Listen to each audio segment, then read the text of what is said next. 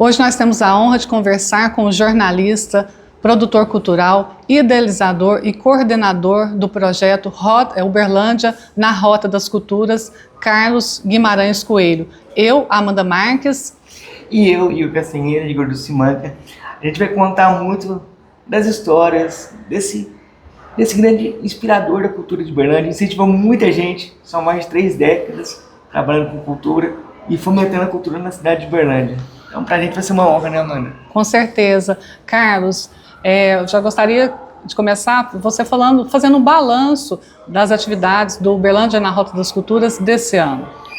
Tá certo. Em primeira instância, eu quero dizer que a honra é minha, né? Porque como jornalista, eu acho muito bacana ver pessoas de outras gerações conectadas com a cultura, com os acontecimentos culturais, né? O Igor bem mais jovem, né? Você também. E me lembra muito os meus primórdios como jornalista, né? Que fatalmente eu acabei caindo na editoria de cultura, né? Bom, você quer que eu comece por aí? Pode ser, né, Igor? Vamos começar do começo, né? Pode começar do começo. Então, na verdade, a cultura como um todo, ela já esteve presente, né? Vou relatar um pouco disso desde a minha adolescência, né? Agora, o jornalismo é uma história curiosa, porque teve uma ocasião que eu morei fora de Uberlândia, né? Em outra cidade brasileira, e quando eu retornei para cá, eu estava meio perdido, fui trabalhar com meu pai e meu irmão, mas estava sem saber o que fazer. Aí eu vi a inscrição, na época, para a universidade privada, né, na faculdade de jornalismo que estava surgindo, tinha acabado de surgir na cidade, tinha tido acho que 1 ou 2 turmas. Falei, vou fazer jornalismo, mas era mais assim por ocupar o meu tempo. Aí eu fui fazer e lá a maior parte dos professores nem jornalista eram historiadores e eram maravilhosos, né? Assim, acho que tem uma conexão, né? A informação passa pela história e a história que consolida as informações, que arquiva as informações, né? E que perpetua essas informações com consistência, né? Enquanto o jornalismo traz uma visão mais panorâmica. Então foi muito interessante aprender com esses historiadores que davam aulas no curso de jornalismo sobre ética, né? Estética, conteúdo, foi muito bom isso. E uma dessas professoras, que era a professora Hegman, né?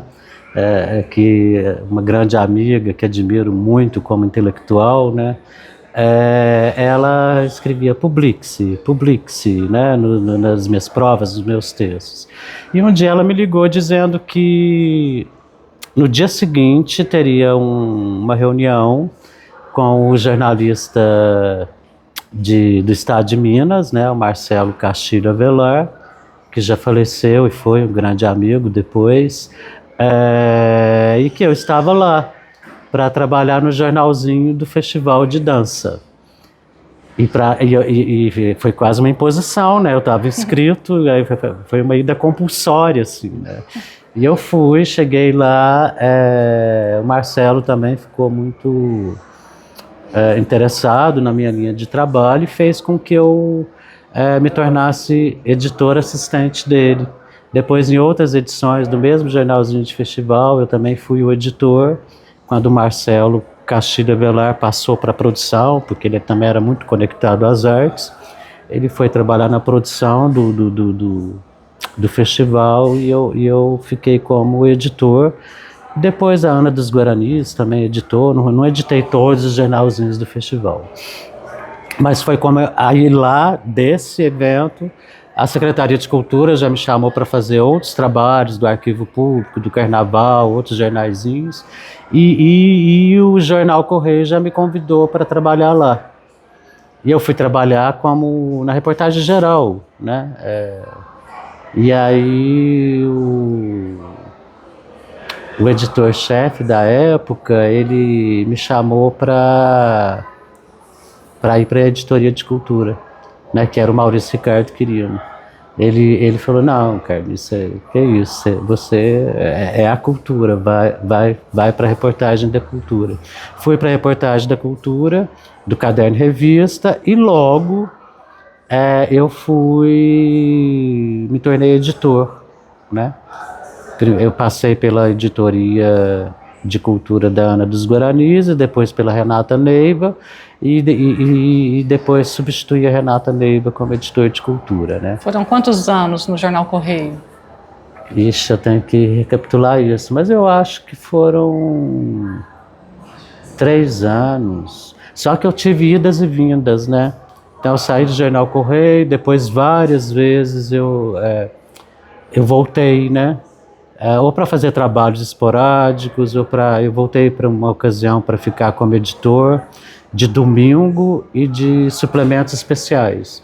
Arquitetura, decoração, todos os suplementos especiais que o Correio fizesse, eu editava.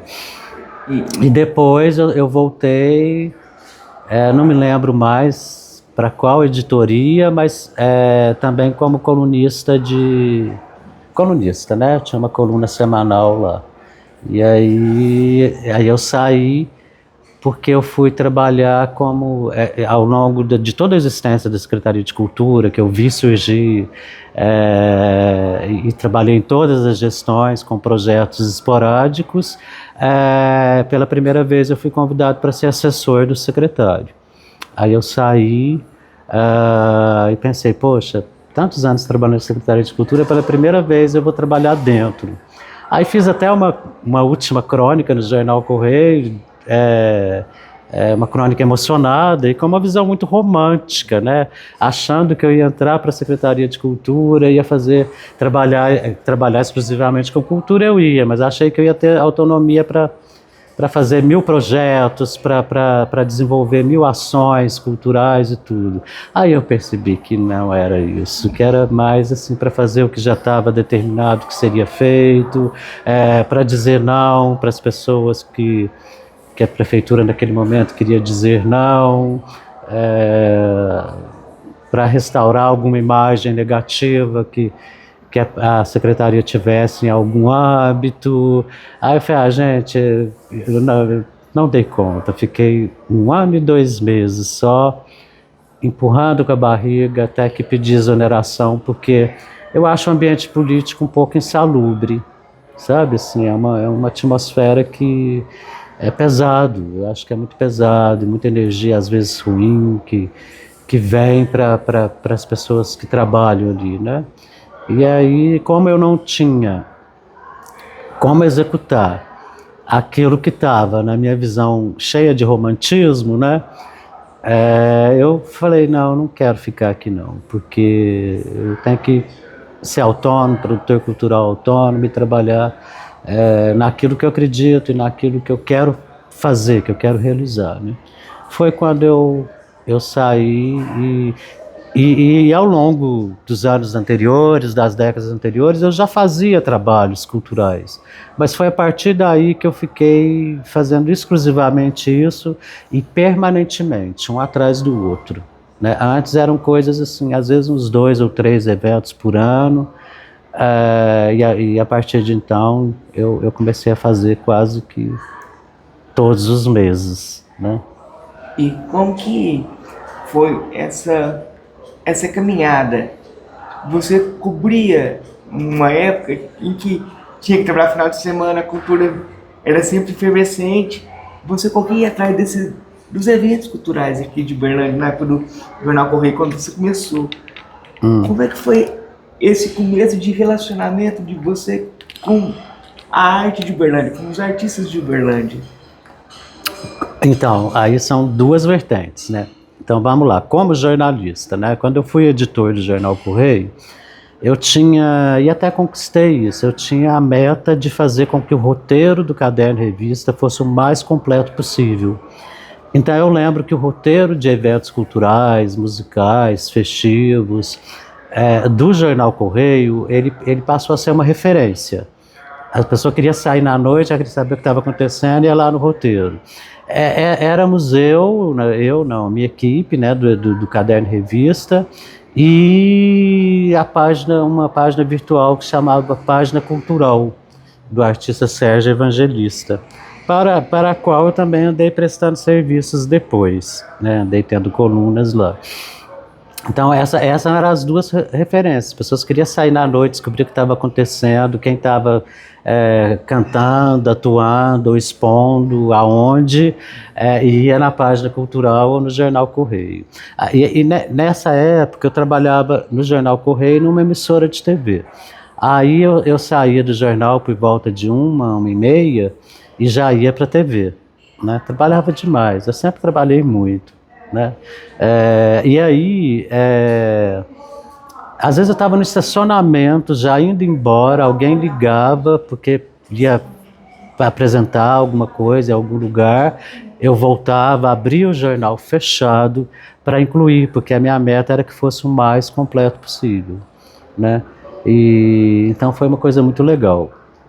E aí também, como jornalista, além do roteiro, também assim, hoje eu me orgulho de ter feito as primeiras publicações de artistas da região, da cidade, sei lá, Luiz Gilá, Paulinho Morato, acho que Edson Denizar também. Então tudo isso eu estava lá nos primórdios e como jornalista eu cobria. As pessoas ficavam todas envaidecidas e orgulhosas de ver o trabalho exposto assim publicamente, né? E eu comecei a criar esse movimento assim, que já era feito antes, né? Tinha jornalistas incríveis e conectados com a Primeira Hora que vieram antes de mim, como o Gleides Pamplona, por exemplo, que já trabalhou até na revista de circulação nacional, como a revista Isto É, não sei se é Isto É ou Veja que ele trabalhou, e é um artista, um ator, né? E ele estava na área em Uberlândia antes de mudar para o Rio, e trabalhou na Primeira Hora, no Jornal Correio. Ele fazia esse trabalho de conexão com os artistas, de divulgação dos artistas. Só que o tempo foi mudando, o jornal ficou maior, e aí teve as mudanças, os roteiros e tal. Aí a gente foi fazendo isso de uma forma mais sistematizada, né? Mais organizada no sentido editorial, né? Mas, enfim, não quis dizer que eu fui pioneiro, não, porque teve outros antes, como Gleides Pamplonas, Maurício Ricardo e outros. Então, como jornalista eu fazia dessa forma. Como produtor, eu também andei fazendo coisas muito legais com grupos locais, assim, né? O Grupo Elenco, que era um grupo bacana, eu produzi várias coisas deles, que era Flávio Scioli, Investilma, Sandrinha Zuliani, Flávio Goulart, uma galerinha aí que participou do Grupo Elenco, né? Então eu meio que trabalhei com essas pessoas como produtor. Também eu lembro que uma vez eu fiz com Budi Garcia e uma cantora, eu fiz os 40 anos da Bossa Nova, Bim Bom, que era lá no Armazém Cultural, lá no Jardim Patrícia, um espaço periférico, mas muito bem frequentado e cheio de eventos culturais, que era do Gleides Pamplona, né? Então era bem bacana, a gente apresentou isso lá. Fiz um espetáculo cênico musical com a Cristina Goulart, que se chamava Ouro de Minas, que era sobre a música mineira. E a Cristina é uma cantora que tem uma pegada de atriz, uma pegada de bailarina, nessa época principalmente, então foi um trabalho bem bacana. Fiz releituras com uma banda que era Edson Júnior, Lucinha Costa, uma galera fazendo só releituras das músicas de Chico e Caetano, mas, por exemplo, uma música que era toda bossa nova, de repente virava um samba, o samba virava um rock, sabe? A gente fazia com isso, tendo sempre novos cantores como convidados. Eu lembro que um dos cantores que praticamente começou nesse momento ali, né, nessa participação, foi o Renato Quase Russo, né? E hoje já tem uma carreira bem despontada aí e tal. E aí tinha bailarinos, tinha atores e tinha cantores novos também. O que mais? Fêmeas, Mulher Sem Preconceito, que a gente ficou muito tempo no Public Bar. O Releituras ficou, acho que mais uns 2 meses na cantina Dom Giuseppe, e o Fêmeas, Mulher Sem Preconceito, ficou, acho que também quase uns 2 meses no Public Bar. E lá no Public estavam a Rosana Ricciardi, que hoje mora no Rio, trabalha com tecnologia da informação, a Cláudia Lima, a Cláudia Luz e a Ana Patrícia Lamonier, né, as 4 cantoras fazendo um repertório de músicas femininas de grandes cantoras desde o início do século passado até aquele momento. Então eu fazia esses trabalhos aí com artes plásticas, né, artes visuais, dança, música, cinema, né, estava sempre atuando aí com os grupos locais, né. E paralelamente, eventualmente, trazendo um grupo de fora, até que eu comecei a me consagrar mais aos grupos de fora, mas ainda, eventualmente, faço alguma coisa com artistas locais também, né. Vou trazer 3 pontos, né, que eu sei sobre você, que é a sua atuação também, você também, né, já atuou. Outra coisa também, os seus textos, eu admiro muito o seu trabalho, a sua escrita é densa, ela tem muito conteúdo, né, você escreve, eu te admiro muito. E isso continua, né, desde o Jornal Correio, que você atua em diversas revistas da cidade, né, de grande importância, como Cajubá, entre outros, né? O Clube Cajubá. E a terceira coisa, então a sua arte, a sua escrita que permanece firme em grandes revistas e o Estação Cultura. Tá. É engraçado falar sobre essas 2 vertentes, né? Eu costumo brincar com as pessoas que eu pertenço a 2 linhas profissionais de pessoas chatas. Jornalista é chato, produtor cultural é chato. E além de serem chatos, eu sou chato também, disponível 24 horas, né?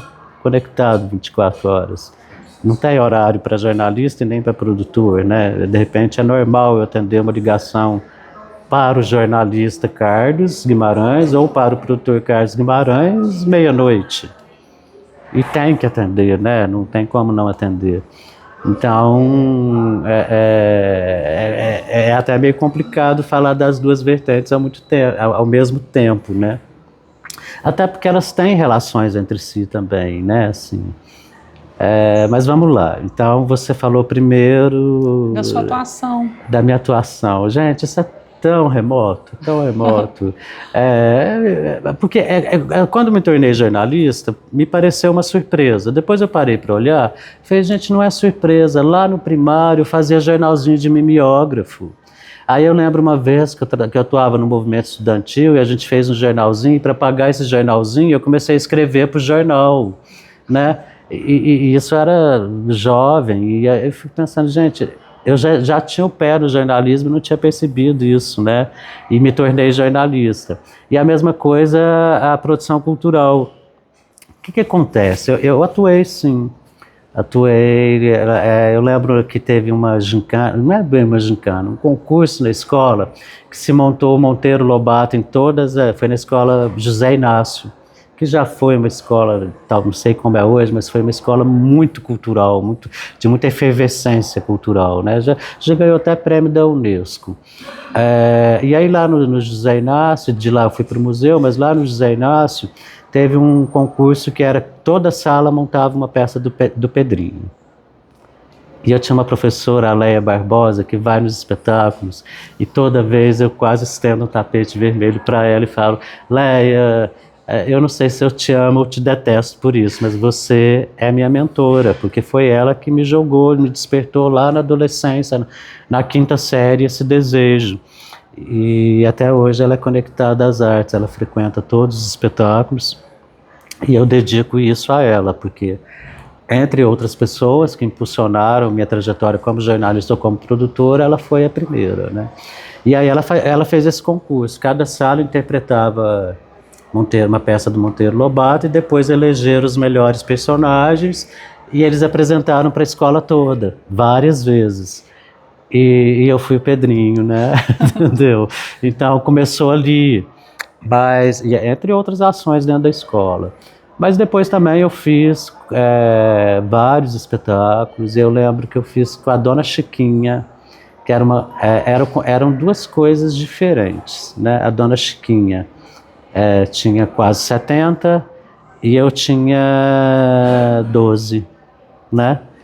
Então, ela estava se tornando atriz depois de mais velha, e eu estava aspirando a ser ator ainda muito novo. E aí, a gente fez algumas coisas juntos, e fiz Ensina-me a Viver com ela, que eu próprio adaptei o texto e tal, e coincidentemente, foi uma grande coincidência que eu tinha lido o livro, pensei, daria uma bela peça, e conversando com ela, a gente pensou em fazer, e eu adaptei o texto. Paralelamente, Domingos de Oliveira estava montando esse mesmo texto no Rio de Janeiro, com a Henriette Morinot, claro, num parâmetro super profissional, a gente era um monte de amadores, né? E ele fez com o Diogo Vilela e a Henriette Morinot. O Diogo foi uma pessoa que também depois eu já trouxe 3 vezes ao Uberlândia, me tornei amigo dele. E nesse momento lá, ele começando a carreira dele profissional e eu começando a minha carreira amadora com o mesmo espetáculo, né? E aí, a gente fez um curso, foi quando eu conheci a Dona Chiquinha. A gente fez um curso com o Lauro Góes, que era um galã da Globo na época. Esse curso com o Lauro Góes foi uma coisa muito bacana, que era um curso assim, nossa, eu me lembro com riqueza de detalhes, os exercícios de laboratório que existiam, era um curso de interpretação mesmo. E eu era o mais novo e a Dona Chiquinha era a mais velha, né? E aí a gente era muito bem tratado por todos, e até pelo Lauro Góes, né, por causa disso, porque era uma honra ter uma senhorinha e um menininho, né, naquele curso. E além disso eu tinha 12 anos, mas aos 12 anos eu parecia ter 7, 8, entendeu? Eu sempre fui muito mionzinho, né? E aí foi muito bacana esse curso, e o Lauro Góes chegou aí na minha casa para pedir autorização para os meus pais para ir na festa de encerramento, que era um baile, era à noite, no Cajubá, eu não tinha idade para isso, né?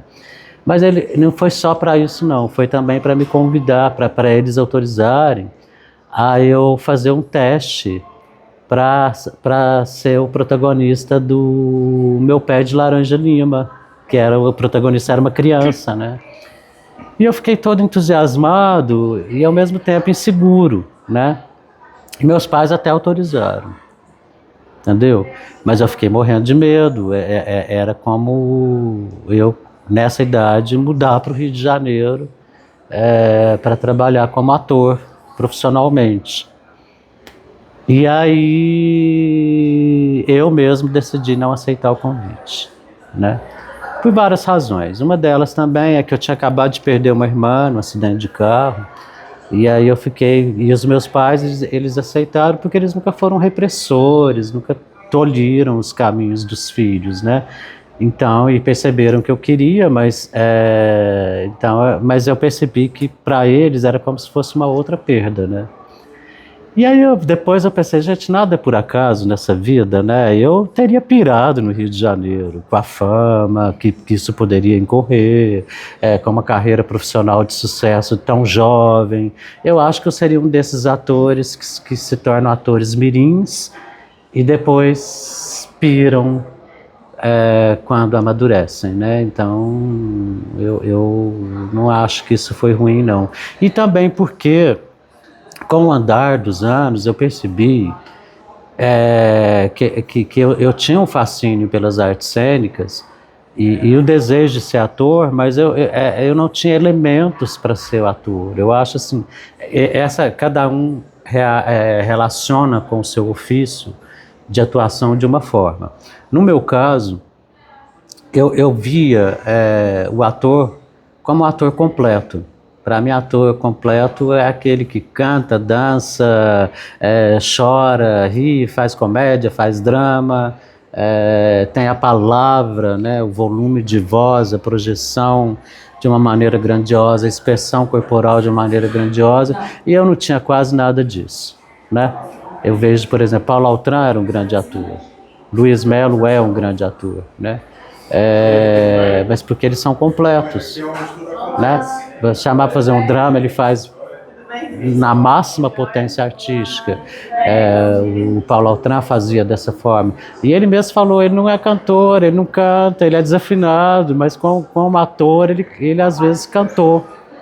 Né? Então ele trazia uma consciência plena do que a arte representa e do que a atuação representa, e eu definitivamente lá, ainda muito jovem, eu percebi que eu não tinha esse perfil, né? De completude, de ampliação em todas as atmosferas cênicas possíveis. E aí eu parei de atuar, né? Fui até ali pelos, acho que 18 anos, 17, 18 anos. Depois percebi que eu não seria ator. Aí eu fui para... Não, aí foi bem depois, eu fui para o jornalismo, mas eu fui para a produção um pouco já nessa época. Nessa época não, teve os entremeios, mas sempre conectado às artes, sempre como espectador, como consumidor, né? Sempre ligado às artes. Ou então promovendo, né, como no Estação Cultura.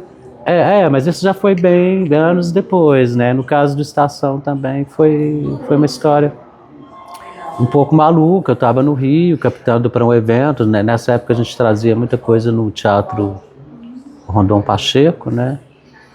E aí a Lisete de Freitas me ligou. Ela tinha uma escola de dança, dizendo que ela, por causa do marido que estava doente, depois a gente percebeu que ela também estava doente, os dois morreram até próximos, assim, em decorrência dessas doenças, mas ela ia fechar a escola. Mas ela não queria entregar o ponto, né, porque era um ponto alugado, mas que o Paulinho Carrara fez uma decoração maravilhosa, e ela não queria entregar aquele ponto, que não fosse para alguém da área de cultura, e estava propondo que eu assumisse o espaço. Era uma escola de dança, né, mas tinha perspectivas, possibilidade de ser um amplo espaço cultural.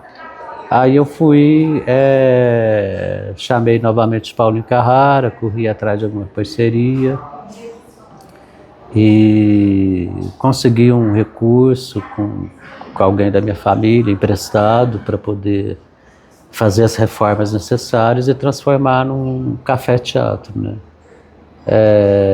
De carona veio uma ex-sócia que depois se tornou um grande fardo na minha vida, um grande problema. Mas ela não se movimentou muito e ficou só 2 meses lá e depois já mudou de Berlândia, né? Aí eu fiquei sozinho, levei por 3 anos. Eu cheguei a vender carro para poder manter aquele espaço aberto. Eu tinha uma coleção grande de livros que eu vendi para uma escola da cidade, porque eu lia muito, eu ia para Proséculo, quando adolescente mesmo, ficava conversando horas com o seu Gomes, que era o dono da Proséculo, e não tinha dinheiro, mas saía de lá com o livro na mão, colocado na conta, parcelado, que o seu Gomes queria incentivar a leitura, então ele facilitava as aquisições, e aí eu acabei tendo, né, uma coleção grande de livros, vendi para uma escola para pagar a conta de luz, que era alta, porque nós tínhamos palco, luzes cênicas, o café, que acabou virando um bar, né? Mas são momentos, ali teve acontecimentos inesquecíveis, né? Se parar para pensar, o Galpão esteve ali, Ana Botafogo esteve ali, Gabriel Braga Nunes e Petrônio Gontijo esteve ali, Orquestra de Violeiros de São Paulo, a companhia, esqueci o nome uma orquestra um grupo de dança, mas só de sapateado. Nossa, teve tanta coisa ali, Osmar Prado, Tônia Carreiro, todo mundo pisou no palco de Estação Cultura, né? Todo mundo não, vários grandes artistas pisaram ali, fora os artistas locais que também fizeram coisas incríveis. Eu me lembro como da cantora, uns momentos inesquecíveis, que tem vários, até peço que os outros que foram lá, ou que eu mencione aqui mesmo de outros espaços, que quem não mencionar me perdoe. Mas assim, por exemplo, eu me lembro quando a gente fez uma programação de Natal, que aí o Marcel Gussoni, da RB, ele fez uma campanha muito legal que chamava assim, cansado de ouvir Jingle Bells, vá para o Estação Cultura. E a gente tinha uma programação legal lá, durante todo o mês, antes e entre o Natal e o Réveillon. E aí a Adriana Francisco era uma dessas atrações, ela fazia um repertório, se não me engano, era em cima de Elis Regina, a cantora Adriana Francisco. Ela tinha acabado de ter a Iris, filha dela, que hoje é uma mulher já, é adulta. E a Iris estava no camarim. A Adriana Francisco parou o show, quando ouviu o choro da filha, foi lá, pegou o bebê para amamentar e continuou o show amamentando. Então teve uns momentos muito malucos, assim. Quer dizer, são muitas histórias. Se eu for contar todas aqui, nesse programa de vocês vai ter umas 10 horas de duração, porque já me ocorreram várias outras que aconteceram ali, que foram memoráveis. Denise Stoklos, que coisa linda. Enfim, porque as pessoas apresentavam no palcão, era um palcão com uma arquibancada que tinha 200 poltronas, que era um número razoável, principalmente para os padrões da época, né? E um camarim enorme, um palcão enorme, e na frente um cafezinho pequenininho, mas que aglomerava tanta gente. Nas nossas terças jazz, que a gente começou esse projeto, foi idealizado pelo Edson Júnior, um dos melhores guitarristas da cidade, e eu comecei junto com ele. A gente começou na Cantina Dom Giuseppe, que era na Rua Goiás, aí depois, numa segunda-feira, depois ela foi para o Public, que eu vi o gerente passando lá embaixo, e falei, a gente pode levar para o Public. Não, mas lá não abre segunda. Aí eu falei, a gente pode fazer a terça jazz. Aí falamos com ele topou, mas aí eu nem fiquei na produção, não, só dei o pontapé inicial e viveu durante muitos anos, foi, voltou, mudou de espaço, e em uma ocasião ele foi para o Estação Cultura. Lá ficava gente de fora, as pessoas não conseguiam andar lá dentro, era muito bom. Então foram noites incríveis mesmo, né? Antes de entrar no seu projeto atual, que já tem muito tempo, mas também quero falar do seu lado escritor, né? Você tem um livro publicado. E, na verdade, tenho 2, né? E aí eu gostaria que você falasse um pouco se você tem vontade de continuar escrevendo, fazendo outros livros. Tá certo. Então, gente, eu falei agora há pouco de deixar de querer ser ator, porque eu percebia que eu não tinha a plenitude necessária para ser um grande ator, né? Porque eu sou geminiano, eu não gosto de entrar em barca furada, eu gosto de pensar que eu vou fazer da melhor forma possível, né? E aí, eu também, escritor, é a mesma coisa. Eu acho que eu escrevo bem, sim. Nossa, tem amigos meus que até cartão de aniversário, carta de amor, eles pedem para escrever. Lembro de um amigo, que eu não vou citar o nome, claro, que ele estava tendo uma crise conjugal com a esposa, aí ele pediu ele falou que queria escrever algumas coisas para ela, mas pediu que eu escrevesse, né? E pior é que essa carta provocou a reconciliação dos dois. Então eu acho que eu escrevo bem, sim. Eu gosto de escrever. Tudo que a gente faz com prazer, a gente faz bem feito, né? Então eu escrevo com prazer. Como bom geminiano, eu tenho às vezes um pouco de preguiça, né? De escrever. Eu gosto daquela escrita espontânea. Principalmente pelas manhãs, quando você acorda, você pensa numa coisa, você vai para, né? Mas eu também não sou de ficar arquivando textos e tudo, não. Eu simplesmente deixo o texto fluir, vai para a rede ou vai para algum veículo de comunicação. Quando eu escrevia para o Jornal Correio, por exemplo, eu achava bacana, porque a gente funciona sob pressão. Como eu tinha que entregar, eu tinha que escrever. Mas é assim que eu funciono. Então, me identifico. Que é a preguiça geminiana, né? Assim, um pouco. Geminiana é mais deixa rolar, né? Assim. Então, era como eu fazia, assim. O artista também, né, Carlinhos? Mas no caso da literatura, da escrita, respondendo a pergunta do Igor, gente, quando você lê um romance, um texto maravilhoso, entendeu? Eu falo assim, não precisa escrever nada, não. Esse cara já escreveu o que tinha de ser escrito, sabe? Assim, poxa, querer ser um poeta, por exemplo, com tantos Fernandos Pessoas por aí, sabe? Tantos Drummonds por aí, né? Você fala assim, não. O que eu queria fazer, esse cara já fez, sabe? E eu também talvez não tenha a genialidade, a criatividade que eles têm. Então eu admiro muito, eu vejo textos incríveis aqui em Uberlândia, de escritores de Uberlândia, que caminham nos rumos da literatura. Eu caminho no rumo do jornalismo, com uma boa escrita, mas não com a pretensão de ser escritor, né? Acho que tem quem faça isso muito bem, né?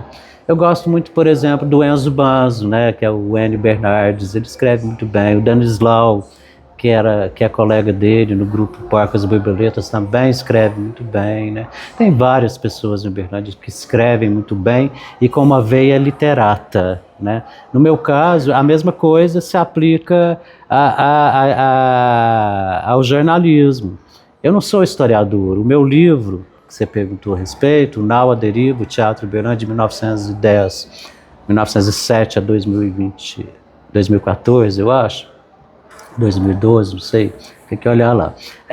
Isso é uma coisa que é uma visão panorâmica de jornalista. Eu passei pela história, a história que eu captei. Hoje eu tenho vontade de fazer uma edição revista ampliada, porque eu captei novas histórias que não entraram ali, ou porque eu não encontrei, ou porque eu não conhecia. Então, uma edição revista ampliada ia dar mais consistência para aquela história. Mas o que eu pude captar durante essa pesquisa, eu captei e passei a visão panorâmica. Não tem uma pretensão literária, né? O historiador que aprofunde isso, ou o literato que aprofunde isso, crie ficções dentro dele, né? Mas o historiador ele vai aprofundar o conteúdo, né? Ele vai botar referências no conteúdo. A minha visão de jornalista é panorâmica, bem organizada, eu creio, para que outros aprofundem ou floreiem essa história, ou transformem essa história em outros formatos, né?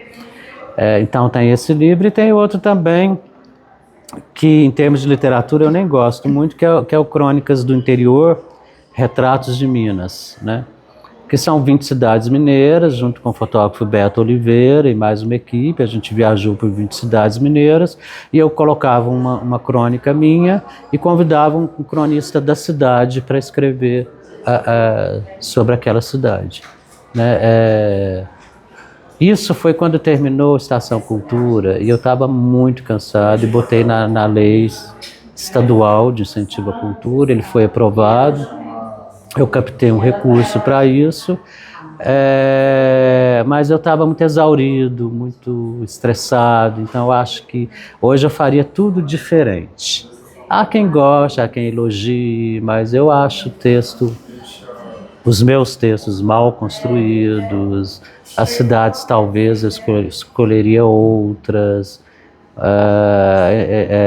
enfim, foi feito sob pressão do tempo, da necessidade de cumprir com o projeto e de entregar o produto, né?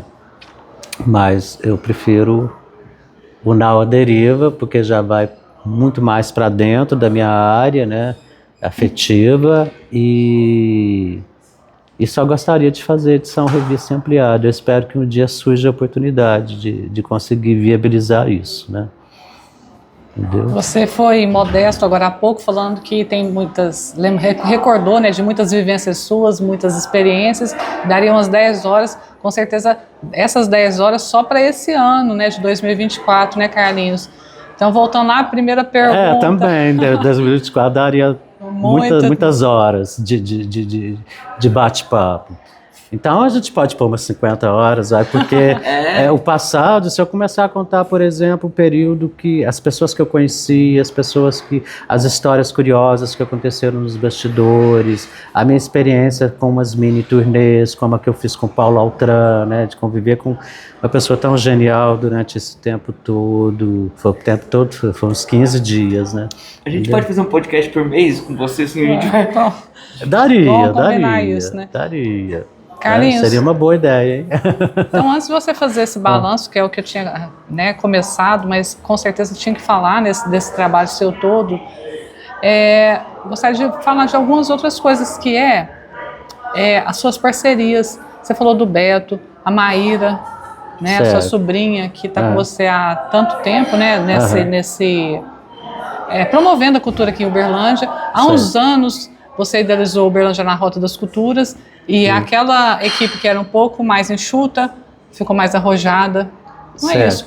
Fala então um pouquinho dessas parcerias e desse balanço aí de 2024. É muita informação, né? Mas vamos lá, então. Na minha equipe tem pessoas que colaboram esporadicamente, um evento ou outro, outros que estão em todos os eventos. E há principalmente uma estrutura, na nossa produtora, uma estrutura familiar, né? Então nós temos a Maíra, né, que é minha sócia e que junto comigo cuida de tudo, absolutamente tudo, de uma maneira até exaustiva, é muito cansativo. E ao Rafael, que é excelente na logística, no operacional, na parte técnica, em organizar as histórias, em facilitar as histórias, ele é muito bom nisso. Entre outros, e vários outros. Eu estou falando do eixo mais central, né, que somos nós três praticamente, mas tem quem está junto da gente o tempo todo, desde a FIA, que é a camareira, até pessoas como outros que estão colaborando em todos os eventos. Mas a Maíra e o Rafa, eles eram adolescentes, e na época não tinha muita proteção ambiental, né, urbana e tal, então era permitido que se colasse lambe-lambe, aqueles cartazões enormes que a gente punha nos muros, nas paredes, nos viadutos e tal. E eles, adolescentes, eles me ajudavam a fazer o grude para colar o lambe-lambe, a colar os lambe-lambe na rua, à noite, então eles já tiveram essa proximidade desde sempre, né. E também como ponto de vendas, né? Às vezes estava no ponto de venda, como vendendo ingressos e tudo, e panfletando, né? Aí com o tempo eles foram amadurecendo também, hoje são pessoas maduras, né? E mesmo para eles talvez fosse mais fácil só aquelas colaborações lá do que assumir todo o conjunto junto comigo, né? Não é uma coisa, é uma luta muito árdua, né? Cada produção é repleta de várias batalhas, né? Então, são as parcerias na estrutura da produtora. Aí, parcerias externas. Por exemplo, esse ano a gente teve 3 exposições do Beto Oliveira. Foi muito interessante a gente garimpar essas fotos. O Beto tinha envelopes de negativos, numa época que não existia foto digital, né? Daí a gente olhar negativo para ver se elas estavam reveladas, ou mesmo foto em preto e branco, antigas, que estavam arquivadas em malas, em pastas, em caixas, né? A gente fazia essa pesquisa, mas conseguimos localizar, porque o Beto... Olha, nós temos 3 exposições, ainda faltaram fotos, e de alguns dos espetáculos que o Beto registrou ao longo de 30 anos da nossa programação. Aí lá tem a Gal Costa, né, os 2 últimos shows dela a gente trouxe, mas tem também coisas antigas, e pessoas que já morreram, como o Nelson Gonçalves, está lá na exposição. A gente trouxe ele no Uberlândia Clube, que acho que também foi pouco tempo antes dele morrer. Mas isso foi lá nos anos 90, eu acho, não lembro se se foi perto da morte dele, que eu não lembro quando ele morreu. Assim, ali tem coisas muito legais. E teve recentemente, esse ano mesmo, a Bárbara Bruno viu uma foto que ela tirou jovem, né, assim, jovem, 23 anos atrás, numa peça que ela veio com a mãe e o pai, a Anissete Bruno e o Paulo Goulart. Ela ficou emocionada, não de se ver na foto, né, também mais jovem, mas também de ver o pai e a mãe ali, né, e de lembrar dessa vinda, né. Então, ela foi lá ver a exposição e ficou emocionada com isso. Então, o Beto era um parceiro, que é parceiro até hoje, né? Aí nós temos também o Humberto Tavares colaborando esse ano. O Humberto é um ator que já trabalhei com ele em algumas coisas lá desde os anos 90. E é um ator bem antigo, né? Assim. Nossa, são muitos parceiros, né? É difícil assim, mencionar todos. E principalmente eu acho que é uma coisa que ainda é um pouco embrionário em Uberlândia, mas já tem empresas mais veteranas nessa coisa da parceria, de patrocínio, de incentivo de Lei Rouanet ou não, ou patrocínio direto. Mas é muito legal a gente se deparar com pessoas como instituições e pessoas, né, como o Martins, o Sistema Martins, o Iamar, né, a parceria, como eles são parceiros, por meio da diretora, que é a Ludmila, que é uma pessoa que está em tudo, que tem uma sensibilidade artística muito aguçada, né? Várias ocasiões está na companhia da mãe dela, a Aparecida, que é também muito conectada às artes, tem uma sensibilidade artística bacana. Sei lá, Algar está conosco esse ano, mas já fazia um tempo que não estava, né? E acho que foi uma retomada muito especial, porque, poxa, a CTBC na época, desde os tempos de CTBC, né, teve uma época que ela ficou vários anos como patrocinadora e parceira permanente das nossas produções, né? E mais recente, uma empresa que chegou há alguns anos, a Uberlândia Brasal, também muito parceira. A Gabi é uma pessoa muito interessada nas artes e disposta a fazer com que a empresa esteja presente de maneira efetiva, né?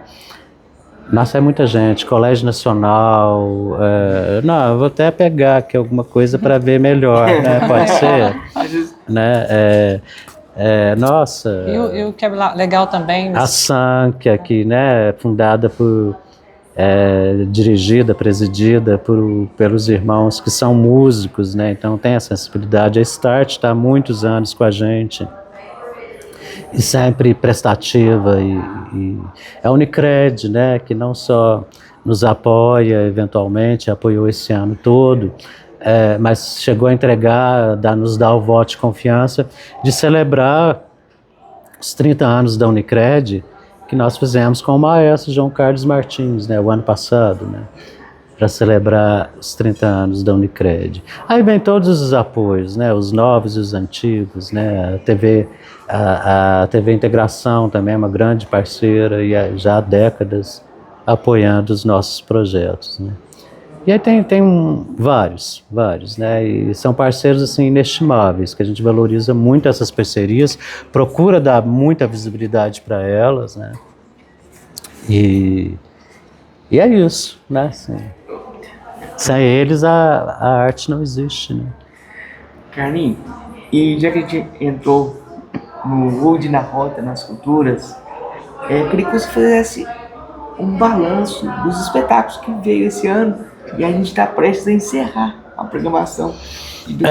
Estamos caminhando para o último, né, que posso mencionar a data, que é nesse domingo, né, 10 de novembro, a gente tem a Guida Viana, que é uma grande atriz, premiadíssima, respeitadíssima pelo meio cultural. Todo mundo que você falei, nossa, a Guida vem, nossa, vou tirar foto desse banner para mostrar para a Guida, vou tirar foto do outdoor para mostrar para a Guida. Ela é muito querida, né, muito amada. E na companhia da Silvia Buarque, né, que também tem uma trajetória incrível aí no teatro, no cinema, na televisão, né? Então é um trabalho muito bonito e um espetáculo que atrai principalmente as pessoas da área de psicologia, porque ela fala da relação maternal, né, em 3 gerações, mãe e filha, né, e o pessoal LGBT, porque a personagem principal da primeira geração, ela foi, tá lá também na outra, ela foi, mas invertem, né, primeiro a Silva faz o papel da Antônia, que depois é a Guida que faz ela mais velha, né. E ela saiu de casa pelo fato de ser lésbica e a família não aceitar, né? Então atrai bastante a comunidade LGBT também. Isso é colocado de uma forma muito leve e muito questionadora, né? Muito reflexiva, né? Sobre as questões da homofobia, né? E também de adoção, né? Porque essa personagem, Antônia, lá na segunda geração, está a Guida fazendo a Antônia mais velha e a Silvia fazendo a filha da Antônia, que a Antônia, apesar de não ser muito da relação heteronormativa, né, dela ser homoafetiva, a Antônia acaba tendo um período de muita loucura, e aventuras sexuais, e ela acaba tendo uma filha que ela entrega para adoção. Então, no final, na segunda parte da peça, na terceira geração, você tem a Antônia mais velha reencontrando a filha que ela entregou para adoção. Entendeu? É bonita a peça, é um texto muito consistente, muito legal. E aqui encerra a nossa programação. Na verdade, o encerramento da nossa programação emendou, né, com 3 eventos, né?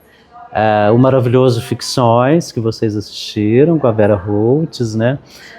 E agora a gente tem a projeção do filme, a exibição do filme baseado no Grande Sertão Veredas de Guimarães Rosa. A gente tem o filme O Diabo na Rua, no meio do Redemoinho, dirigido pela Bia Lessa. Nada mais é do que a peça teatral filmada, a peça que a Bia Lessa dirigiu, que tem um grande elenco, né? Caio Blá, Leonardo Midiorin, Luísa Lemert e tal, né? Então a gente vai exibir esse filme. A peça eu quase trouxe a Uberlândia, chegamos a fazer um mega banner, estava lá no shopping, mas captamos um recurso para o produtor vir, mas ele não avisou que esse recurso não tinha alcançado os 20% necessário para a execução do projeto, então nós perdemos esse incentivo e não foi viabilizada a vinda do Grande Sertão Veredas, mas agora a gente está trazendo de outra forma, né? Que é a versão cinematográfica, né? E vem a Bia Lessa também, a parte do elenco, e com alguns convidados para compor uma mesa de debates, que amanhã, né, no caso, não sei se vai ser veiculado até a tempo, mas tem o debate com a Bia Lessa, parte do elenco, e convidados como a Alessandra Martins, a Marise Hansen, que é professora da USP, foi professora da USP, tem uns projetos com a USP e a Univesp, a Eni, que acho que ela talvez já esteja aposentada, mas professora da UFO, né? E a Guida Viana, que vai estar compondo, que compõe a mesa também do debate logo após a exibição de quinta-feira, né? E aí, no domingo, a Menina Escorrendo os Olhos da Mãe. Então são 3 eventos colados para encerrar a programação Uberlândia na Rota das Culturas 2024, né? Você perguntou dos momentos, né? Tem muitos. Tem muitos, até trouxe a revistinha. Olha, é uma revistinha que a gente lançou em fevereiro, que as pessoas estavam disputando etapas. Eu tenho a minha guardada. Distribuição gratuita, nós fizemos uma tiragem enorme, e essa tiragem sumiu. Acabou, todo mundo quis a revista. Por quê? Para acompanhar toda a trajetória do que seria, né, lançado em fevereiro, o que seria Uberlândia na Roda do Teatro. Então a gente começou, todo evento nosso teve oficina, ou debate, ou palestra, e teve também um grupo artista local abrindo, né? Então lá em março a gente teve a Juliana, a Luciana e a Isa com espetáculo em cima de uma obra da Mônica Cunha. Paralelamente nós trouxemos esse espetáculo lindo, que era As Meninas Velhas, com foco no etarismo, com a Sônia de Paula, a Lucinha Lins, a Bárbara Bruno. Foi bem bacana o espetáculo, né? Bem bacana, que tratava nessa questão da melhor idade, né? Entendeu? Assim, a Denise Fraga, né, com o espetáculo Eu de Você, né, que também comoveu bastante as pessoas. Em abril, a gente, Karine Telles e Cláudia Lima, reverenciando o maior patrimônio cultural que existe em Uberlândia, o eterno Macunaíma, que nasceu e está sepultado aqui, que é o Grande Otelo, e que tem histórias incríveis. É um ícone da cultura brasileira, reconhecido internacionalmente. E se fizer uma enquete em Uberlândia, muita gente não sabe nem quem é Grande Otelo, que ele nasceu e está enterrado aqui. Enfim, a cidade deveria capitalizar melhor sua imagem por ter esse patrimônio da cultura brasileira aqui, né? Originado e sepultado aqui, né?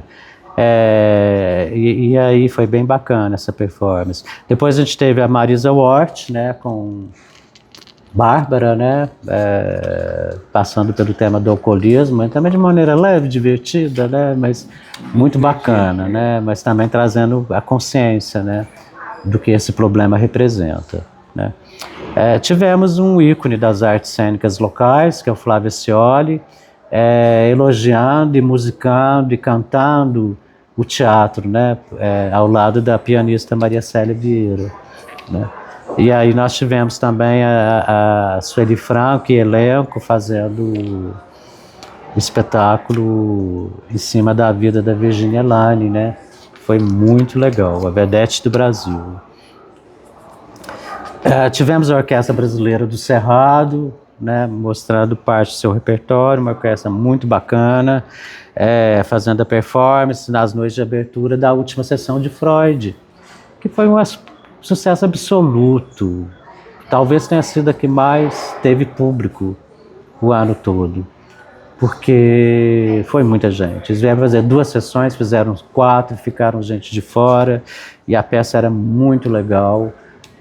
Muito leve, né? As pessoas pensavam que era muito para intelectual, mas não tinha nada disso. As pessoas mais simples amaram, e trazendo uma reflexão do embate entre a ciência e a fé, né?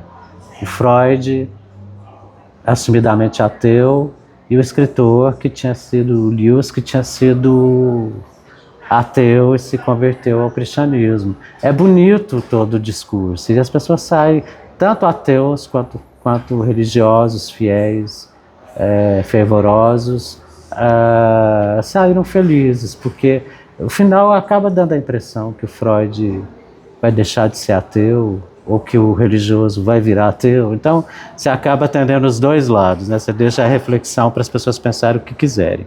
Foi muito legal isso, muito bom mesmo, que tem alguns espetáculos que a gente pensa até em trazer novamente, porque ficou um gostinho de quero ver, quero mais e tal, né? Reveremos também, se vir, a gente ia rever de novo.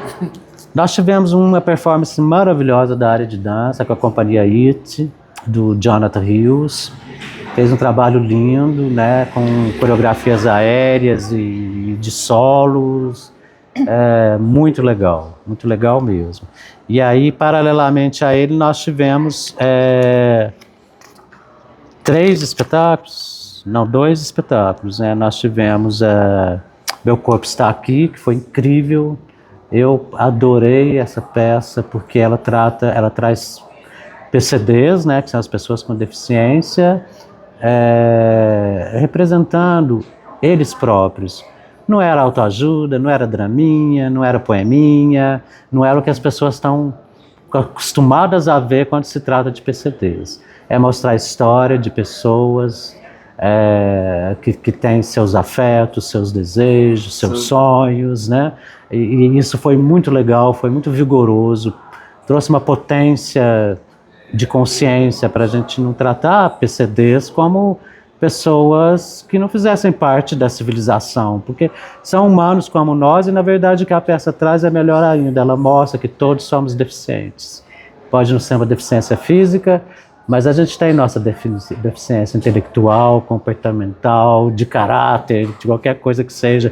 Todos temos deficiências, todos somos deficientes. Sem e meu corpo está aqui, passa essa ideia. Eu posso te agradecer por isso, porque eu tenho uma deficiência, uma singularidade, e eu cubro a cultura, e eu me emocionei com o espetáculo. É lindo, não é? E me emocionei muito. E eu tô aqui publicamente agradecendo a sua coragem de trazer um espetáculo. A gente vai para além disso. Deixa eu anunciar em primeiríssima mão uma questão. Claro, é uma coisa, a gente tem uma programação já pré-definida, ela é suscetível a mudanças para o ano que vem. Tudo depende da gente conseguir captar os recursos necessários, porque foi uma luta muito grande e eu não quero sofrer de novo como eu sofri esse ano para fazer essa coisa acontecer como planejada. E também não quero, esse ano, por exemplo, nós captamos 42% dos recursos necessários, mas não diminuímos a programação. Então tá tudo ali, né? E eu não quero diminuir, eu não dou conta de diminuir. Se for planejado, tem que ser executado. Só que para isso a gente tem que captar, então vamos correr atrás. Mas, diante não só desse espetáculo, do que você falou, da emoção que você teve, que vários tiveram, vários demonstraram, chegaram e relataram para a gente, nós temos nós vimos também que essa revistinha com a programação, ela tem audiodescrição. As exposições têm audiodescrição. Teve um rapaz que até chorou, porque eu entreguei para ele a revista, e era uma pessoa com deficiência visual, e o pai dele virou e falou assim, não, ele não lê, né? Ele é cego. Eu falei, mas essa ele vai ler, porque tem audiodescrição. Ele pegou a revista e falou, nossa, é a primeira vez que isso acontece. Entendeu? Em lágrimas, ele ficou emocionado. E aí também nós vimos entrevistas que aconteceram de pessoas deficientes, com deficiência visual, assistindo, indo ver a exposição.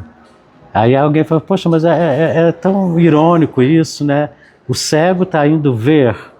Eu falei, tá, porque ele constrói a visão dele na ferramenta que a gente pôde oferecer, que é a audiodescrição, porque as exposições têm audiodescrição também, né? E aí, diante disso tudo, né, dessa potência e do que a gente viu, dessa necessidade, dessa urgência, aí para a programação do ano que vem, a gente colocou uma semana inteira, que seria a primeira mostra de inclusão em Uberlândia, né, o primeiro festival de acessibilidade. Não sabemos como a gente vai chamar ainda, mas que vão ser 5 ou 6 espetáculos só com PCDs. Entendeu? Maravilha.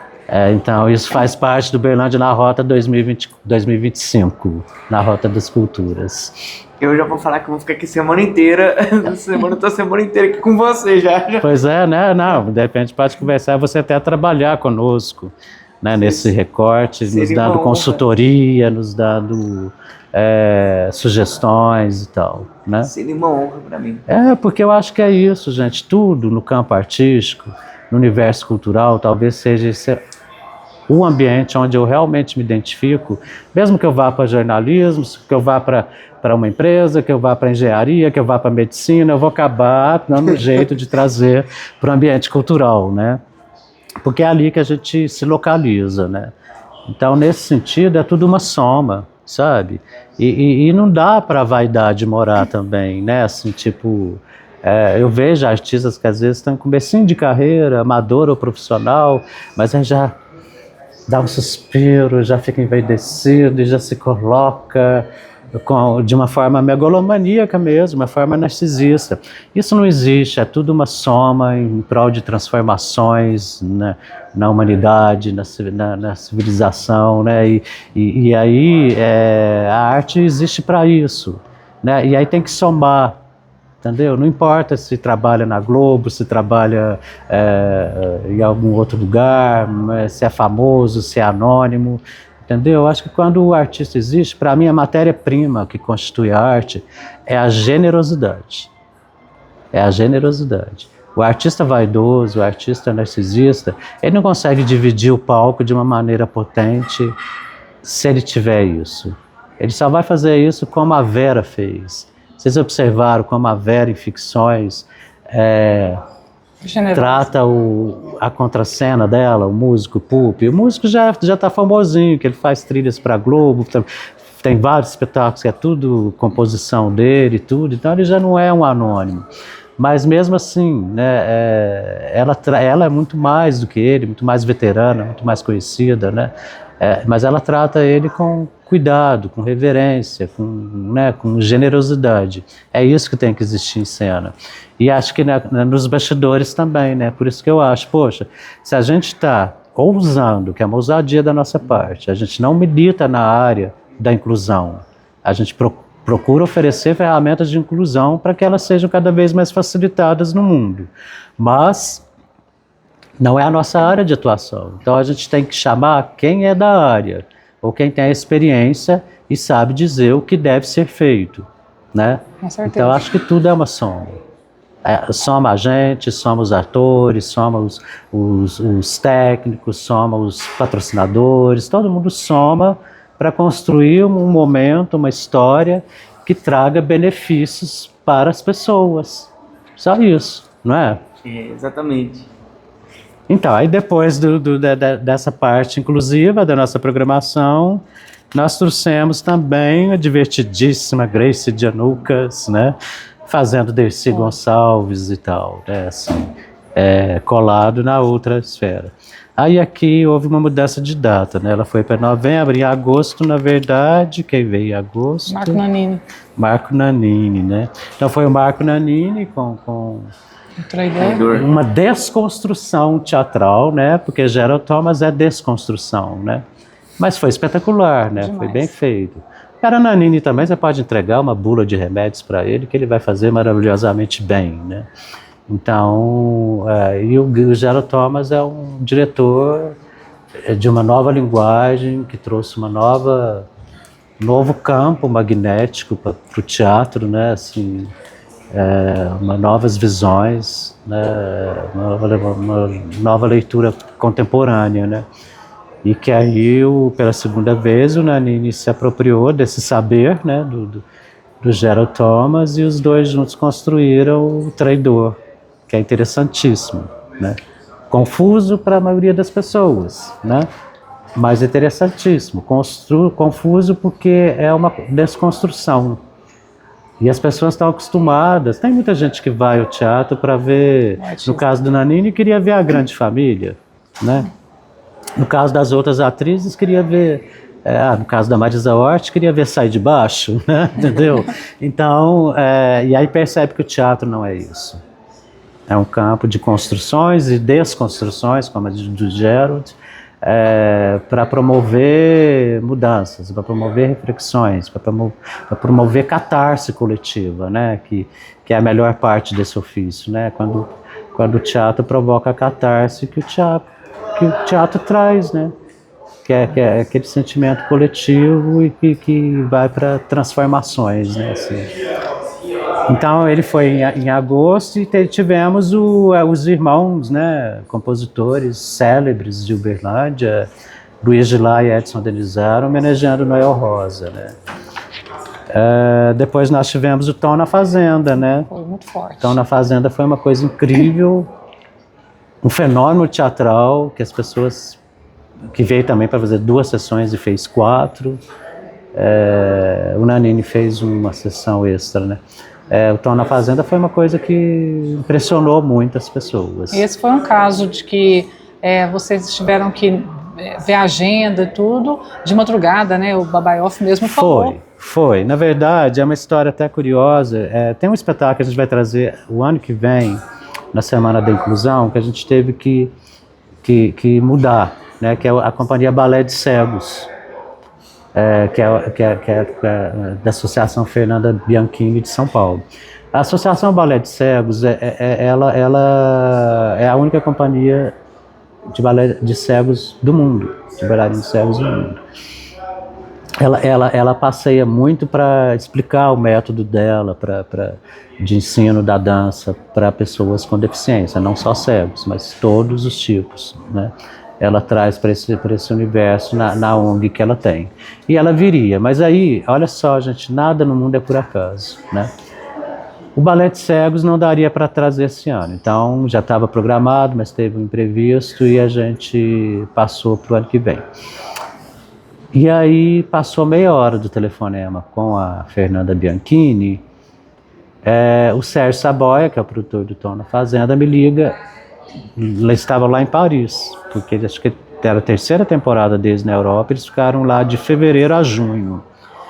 E ele falou: Carlos, eu tô aqui, a gente já tinha conversado antes, já tentamos trazer antes, teve uma vez que quase aconteceu, mas acabou não dando certo. Aí ele falou: Carlos, eu tô aqui fechando a turnê, nós estamos aqui na Europa, terminando a turnê europeia, estamos fechando a turnê do Brasil. E caiu uma pauta. Aí eu queria saber se você ainda tem interesse. Eu falei: claro que tem, inclusive agora a gente está com projeto, tem incentivo, dá para viabilizar, né? Naquela época, antes da pandemia, não daria, né? A gente teria que correr atrás. Mas vamos fazer sim, né? E qual que é a data? Era exatamente a mesma data do Balé de Cegos. Oh. Nada por acaso, né? A peça Ficções traz um pouco disso, né? Das ficções, do que no movimento e dos acasos, né? Assim, então a gente trouxe o Tom na Fazenda, que foi incrível, e antes deles a gente teve o que foi mesmo? Foi a Dança com Deficientes, né? Eu não vou lembrar. É porque teve as mudanças. Eu estou na revista, mas a revista teve umas pequenas alterações, né? Depois nós tivemos a Companhia Dru, né, com 3 vertentes de dança, né, no mês de outubro, mais voltada para o público infanto-juvenil, por ser o mês da criança, né, e com a participação da Nina, palhaça, né, com um momento de palhaçaria lá. E aí lá atrás que estava veio para... Não, aí veio ficções, né? Ficções com Vera Holtz e Federico Pupi, né? Maravilhoso, também impactante para Uberlândia, né? Sessões esgotadas. E antes deles nós tivemos a Ana Clara Guerra, uma violonista jovem, que está compositora maravilhosa, que está tendo um reconhecimento, premiações, tão jovem, já tem premiações expressivas brasileiras. Gente, aproveite essa mulher, porque ela não vai ficar muito tempo em Uberlândia. Ela é boa demais para a cidade, o mercado aqui não a absorve. Não absorve, né? Ela não vai ter essa necessidade, né, profissional, ela não vai conseguir encontrar aqui em Uberlândia, então ela deve logo vazar daqui. E ela fez a performance, junto dela a bailarina Marise Piva, que mora, acho que deve quase 40 anos, que ela já mora em São Paulo, tem uma carreira consolidada lá na área de dança, fez a performance dela aqui em Uberlândia, ao som de Ana Clara Guerra. Foi um dueto para encerrar a nossa programação de performances do ano, né? Entendeu? Eu esqueci de mencionar que junto do Nanini teve o Congado, né? Teve a presença do Congado lá, forte, a cultura popular mais expressiva de Uberlândia, né? E aí agora, como já dito, a gente caminha para as outras programações. Tivemos paralelos aí, né, de programação que não estava, de espetáculo que não estava na nossa programação, como a Débora Coker, Giuseppe Oristânio, Marco Veras, enfim, teve algumas aí. Mas dentro da programação a gente teve lá no Nininha Rocha o Will de Caio, com a Lavínia Panúzio, interpretando Hilda Hilse, e... Nossa, tu já deve te ajudar. Não, eu acho que é porque o nome dele é um pouco complicado, por isso talvez seja difícil guardar com tanta...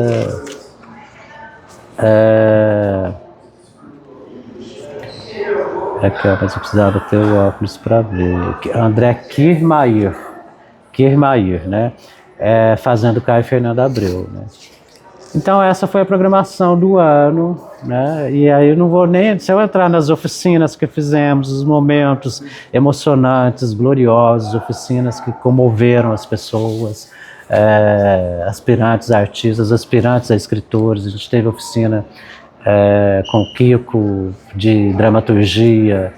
Nossa, eu fiquei impressionado com o que surgiu ali dentro. E tudo isso também já daria mais 10 horas, né, gente? De 10 em 10 horas a gente está, né? Carlinhos, e por toda essa entrega que você faz para Uberlândia há tantos anos, né?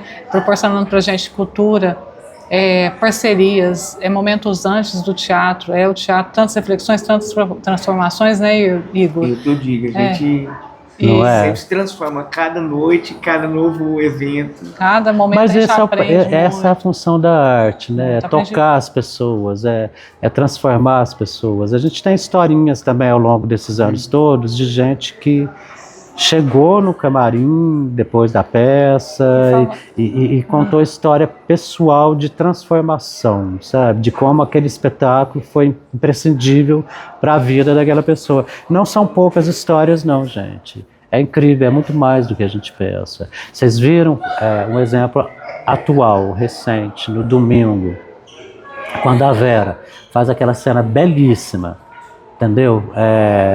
Relacionada à mulher, né? Que é a coisa do universo feminino, que ela coloca ali de uma forma tão potente. Aí uma mulher começa a ter um ataque audível, muito audível, de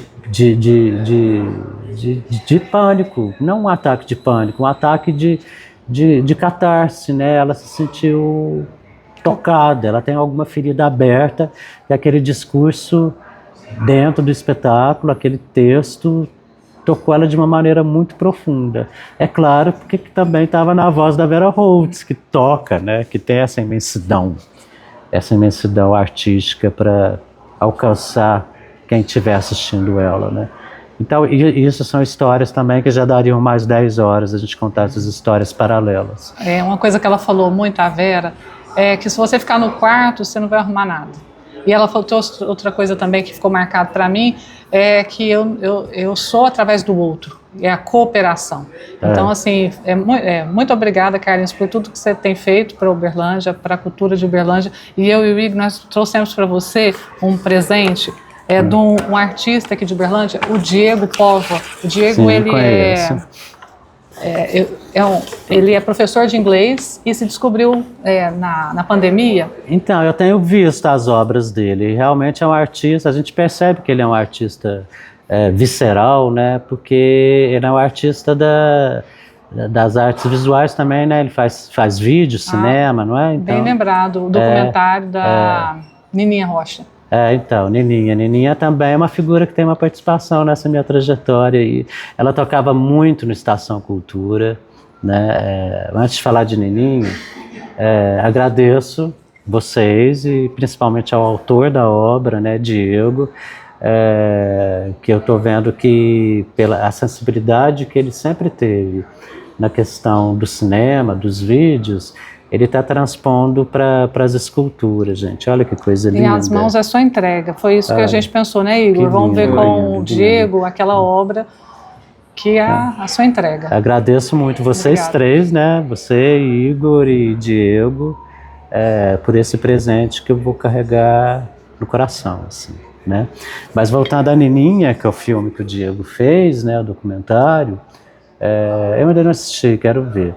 Mas a Nininha era uma figura incrível, né? Ela de vez em quando ligava para mim só para jogar a conversa fora, e a gente ficava uns 40 minutos, e ela contava 1000 piadas, porque ela gostava de contar piadas. Todas piadas assim, leves, que qualquer criança pode ouvir, mas divertidas, engraçadas. Era uma pessoa muito querida, a Nininha. tocou muito em vários eventos nossos, no Estação Cultura, e o que eu acho bacana também é que ela sempre fazia uma referência ao nosso trabalho, sempre mencionava o nosso trabalho, e ela também, quando ia dar entrevistas, você pode observar nos arquivos de entrevistas aí que não raras vezes ela estava com a camiseta do Estação Cultura. Ela fazia questão de colocar, porque ela adorava tocar lá, né? Adorava ir lá, e tocou em vários momentos brilhantes lá, assim. Nininha Rocha foi uma pessoa muito bacana, né? Carlinhos, para encerrar, eu tenho que encerrar assim com a minha pergunta, eu vou fazer ela para você também. Tá. Você já escutou ela muitas vezes para vários artistas. Ah, E eu vou fazer ela para você nossa, agora você me também. pegou de calça curta. Como eu sei qual a pergunta, eu já tô aqui, ó, dando parafuso na cabeça. Eu não gosto do termo que me define, que é deficiência. Eu gosto do significado semântico da palavra.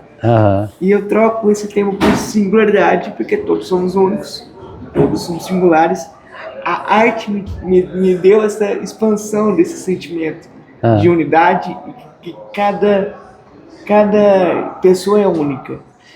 E a gente é singular de várias formas. Pode ser de comportamento, pode ser físico, pode ser psicológico. Todo mundo tem várias singularidades. Eu quero saber uma singularidade do Carlinhos e uma experiência que você tem de tantos anos de cultura com alguma pessoa que te marcou muito, que tem alguma singularidade, alguma deficiência. O que você ensinou, o que você aprendeu? Tá, então vamos lá para a primeira, né? Nossa, gente, são tantas. E a singularidade, ela passa também pela questão de outras minorias, né? Como assim, acho que a questão do racismo também, né? Acaba passando. E eu fico pensando quando soma, né? A exclusão é maior quando soma as várias minorias em um ser só, né? E eu já presenciei isso algumas vezes. Por exemplo, a pessoa que tem alguma singularidade, que é preta, que é gay, enfim, são muitas coisas, né? Que acho que tem pessoas que eu já presenciei pessoas assim. Uma delas, inclusive, era já falecida, que ela carregava quase tudo isso que eu mencionei, né? E aí essa pessoa teve uma doença e ela era artista também. Parece que o mundo já estava difícil para ela, né? Aí o que ela fez? Ela um dia que estava chovendo e a pessoa estava com essa doença, ela saiu debaixo de chuva para piorar a pneumonia e morrer mesmo. Nossa. Foi um suicídio, no caso, né? Indireto, talvez pela falta de coragem de um mais direto, né? E, enfim, aí o que me ocorreu agora foi isso. E foi também que quando eu era criança e adolescente, tinha uma pessoa da vizinhança que não saía da nossa casa. E ele tinha uma deficiência. Eu acho que o problema físico dele era parecido com o seu, entendeu? E era preto também, né? E ele não saía lá de casa, ajudava nas tarefas domésticas, a gente gostava muito dele. Então eu lembrei de um momento triste, que foi a morte do amigo artista, a maneira como foi por causa da singularidade, né? E um momento alegre que foi a lembrança que eu tenho desse sujeito, né? Que era muito bacana, era muito divertido, ele brincava com a gente e tudo mais, né?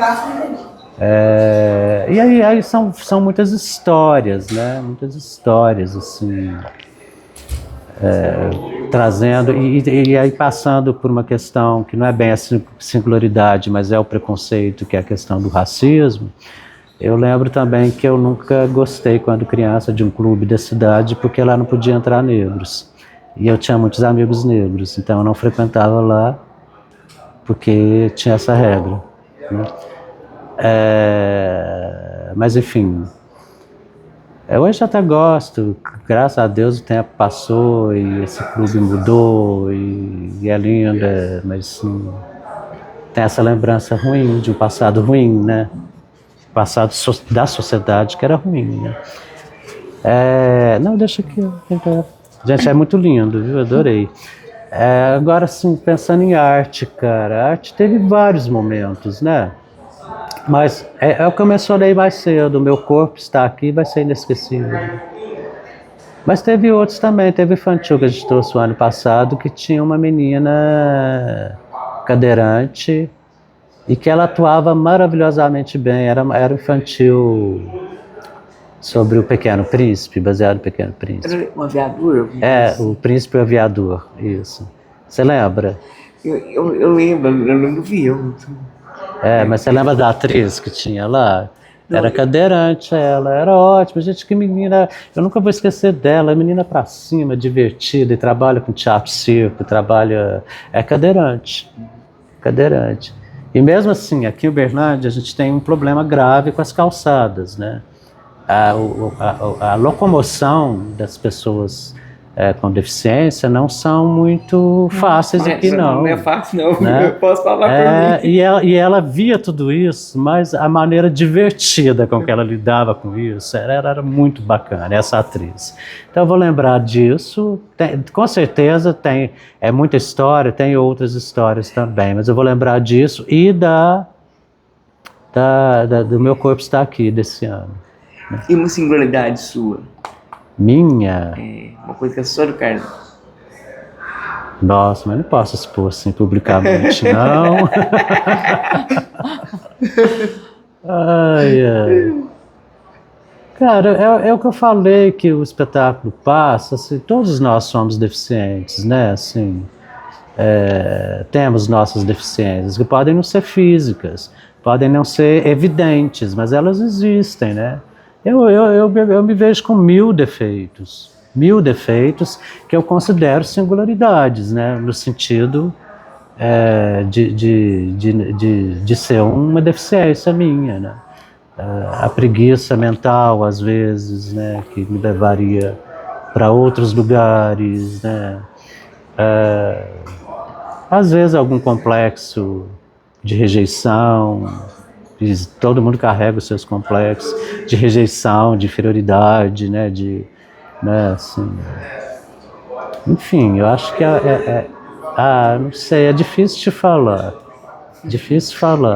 ainda mais publicamente, assim, né, entendeu? Só tá no YouTube, só. Só no YouTube. Carlinhos, obrigada. Mas eu respondi sua pergunta ou não? Não, respondeu sim. Né, porque é difícil, né, colocar. Respondeu sim, Kelly, pode ficar tranquilo. Tá certo. Para bom entendedor, meia palavra basta, né? Eita, daqui a pouco, então, nós vamos estar postando, né, Igor? A gente vai estar postando esse material maravilhoso. E a gente já está convidando você para antes do lançamento da programação do ano que vem, antes do lançamento, tá aqui com a gente de novo. Claro. Vamos assumir o compromisso, então, de soltar isso em primeiríssima mão para vocês. Quando tiver tudo já definido e pronto, acabado, a gente marca e fala, ó o que vem por aí. Combinado. Né? É isso, Vamos obrigada. Lá. Eu que agradeço, gente. É uma honra e é legal o trabalho que vocês estão fazendo. Agradeço porque vocês o ano todo. Eu sei que em uns momentos até difíceis, né? Eu vi jornalista, vi você, eu acho, pulando o aniversário do filho, estava na produção do aniversário do filho, correndo aqui para não perder. Enquanto que é super natural que o jornalista, natural para esse jornalista, né? Que ele perca a notícia ou que priorize outra coisa, né?